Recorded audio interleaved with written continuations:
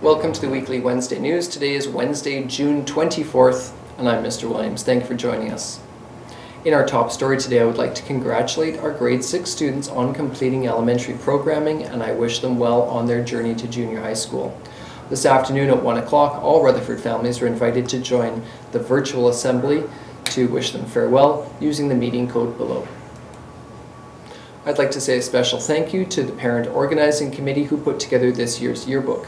The final product looks amazing and will be available for pickup starting on Thursday, tomorrow from 11 till 12 and again from 1:30 till 2:30.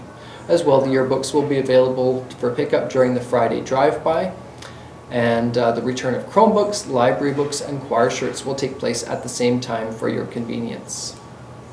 On Friday, of course, we have our parade. Friday morning, we will be visiting the Rutherford neighborhood starting at 10 a.m. and you can check School Zone for a map of the parade route. Friday afternoon from 1 o'clock to 2 o'clock will be an opportunity for students to come through the parking area to drop off Chromebooks, library books, and choir shirts, and of course pick up yearbooks and give a wave to your teachers. Tomorrow afternoon, I will put information on School Zone about the health precautions that will be in effect during the drive-by in order to protect the safety of our staff and students. Now, I'm happy to welcome to the show Mr. Eric Backstrom, whose children I had the privilege of teaching a while ago. Eric is a senior urban planner with the City of Edmonton, and he has a special interest in the history of our city. Eric, thanks for joining us. Can you share some information with our viewers about the history of Rutherford School and the Rutherford community? Thanks, Simon. I'm here to get to the bottom of two mysteries that people have been asking about. First, why doesn't 93rd Street line up? And second, why does the Rutherford School gym look so different from the rest of the school? To answer these questions, we have to go way back in time. For thousands of years, Indigenous people used plants and animals in this area we now call Bonnie Doon. They had an amazing way of life without needing all the buildings and harming the environment like we do today. But eventually, settlers arrived and made farms. As Edmonton grew, that farmland got cut up into smaller lots for houses, like a cake is cut up into smaller pieces for eating. In urban planning, we call that subdivision. In Bonnie Doon, farms on one side of 88th Avenue were subdivided by someone else than farms on the other side of 88th Avenue. At the time, the city didn't have planners like me to look after subdivisions, so guess what happened? The streets didn't always line up, like 93rd Street next to the school. Mystery number one, solved. Alexander Rutherford was the first premier of Alberta. He owned the farm south of 88th Avenue. His parents were from Scotland, where there was a river known as the Bonnie Doon. Maybe Mill Creek reminded him of that river. When he cut his cake, so to speak, Rutherford called the subdivision Bonnie Doon.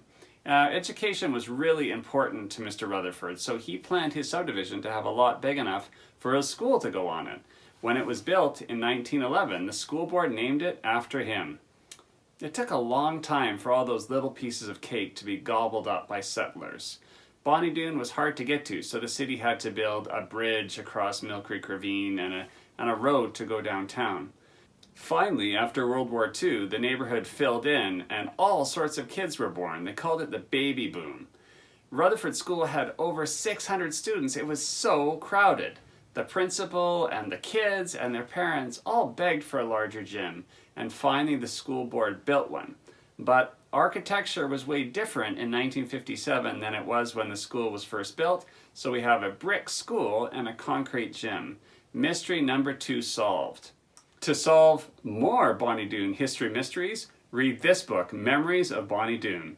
Back to you, Simon. Thanks, Eric, for helping us solve these mysteries. Now, families of students in our youngest grades may already be familiar with Eric's wife, Rena, who is the host of Reading Rena on YouTube.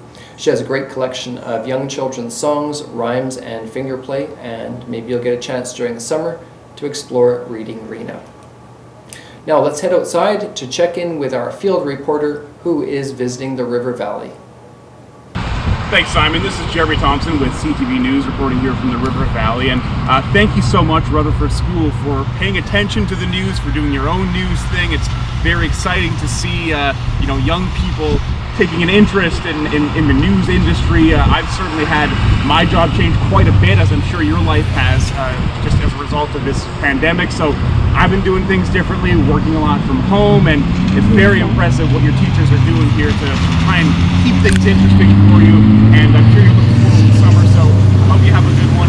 Reporting from the River Valley, Jeremy Thompson, CTV News. Thanks, Jeremy, for your report and for being on the show. That sure is a strange bit of weather happening out there at the moment.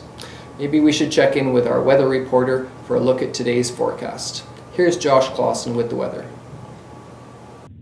Hey guys, it's Josh Clausen from CTV. It is a beautiful blue sky day here in the Edmonton area today. Just got off the golf course, and it looks like it's going to be good weather to get outside, go for a bike ride, maybe go golfing, go play a little bit of tennis, go for a walk.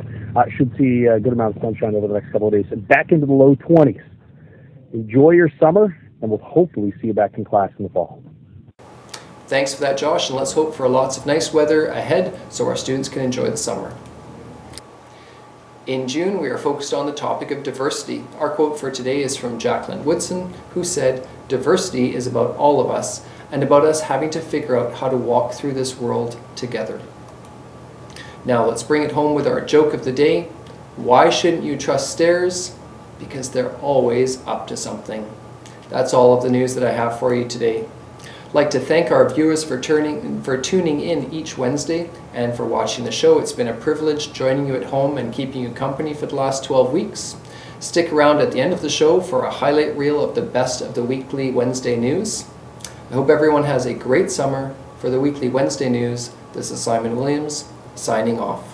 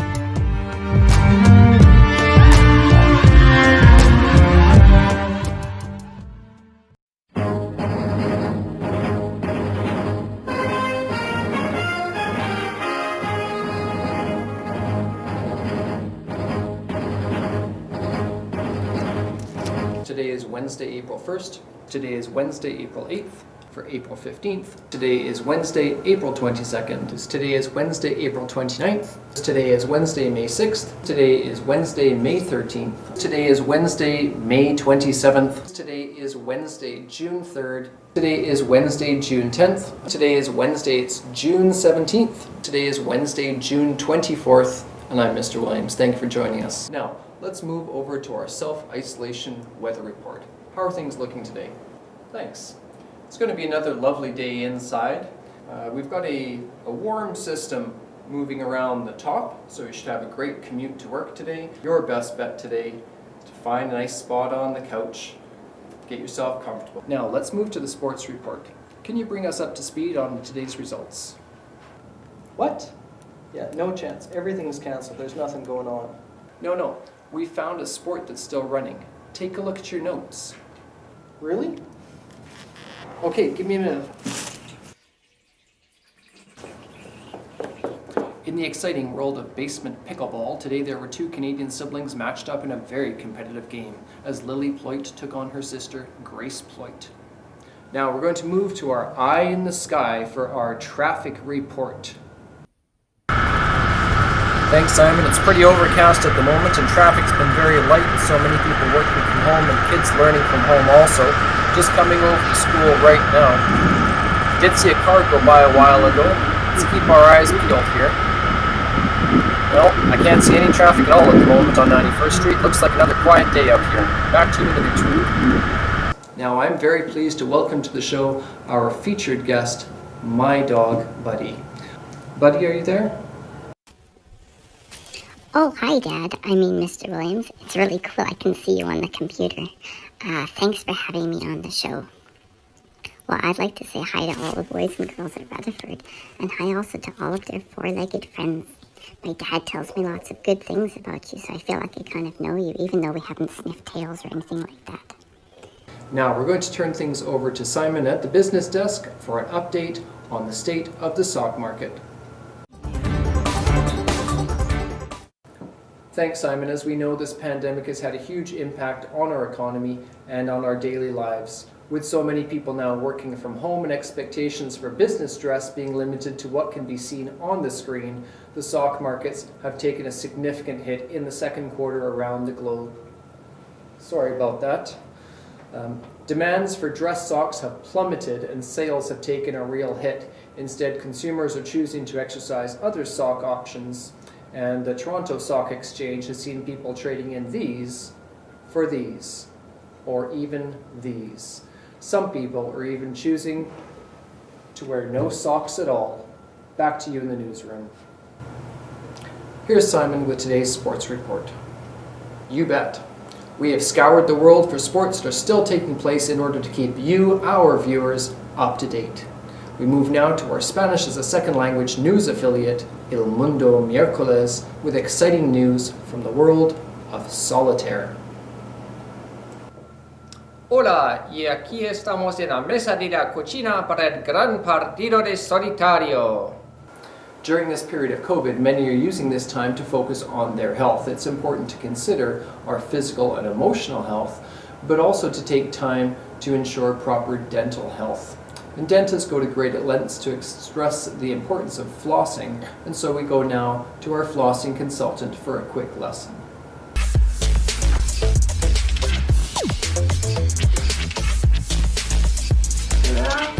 That's really good.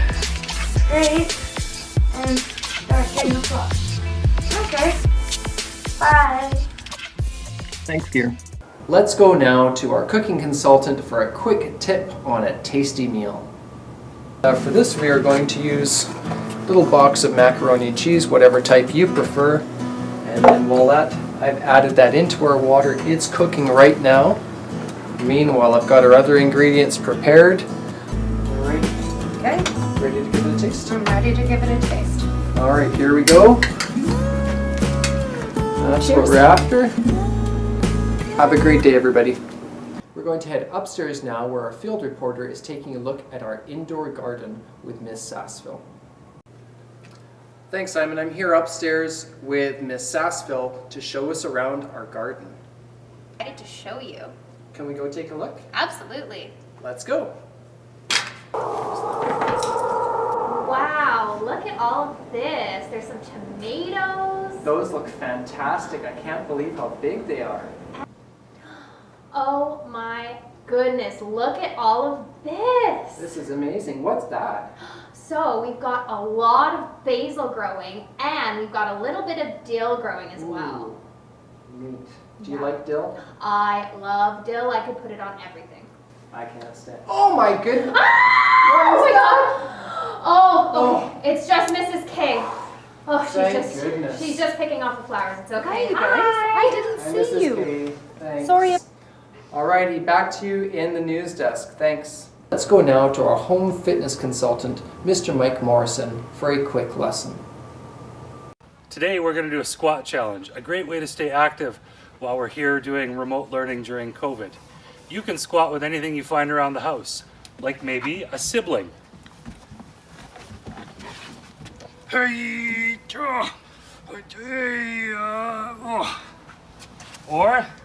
maybe a dog.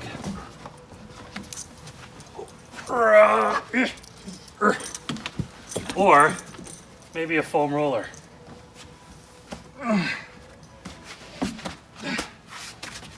This one's a little heavy. Come on, Dad.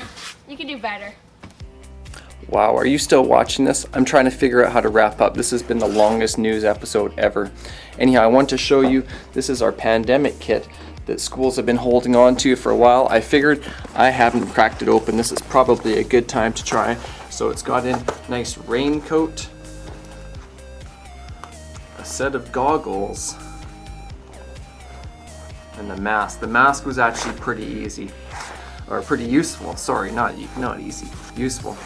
But you know what? I don't want to make fun of pandemic. It's been a very challenging time for everybody, and I know it's been tough for you. But the truth is, I'm feeling a little bit weary, and I'm ready for something else. So I'm gonna leave this behind. It's sure been a pretty interesting time. If you think about all the stuff that you guys have learned during home learning, all of the different stuff. I mean, our staff have gone through it too, and I'm so proud of our Rutherford staff for all of the things that they've innovated, for the amazing projects that they've put together for you guys.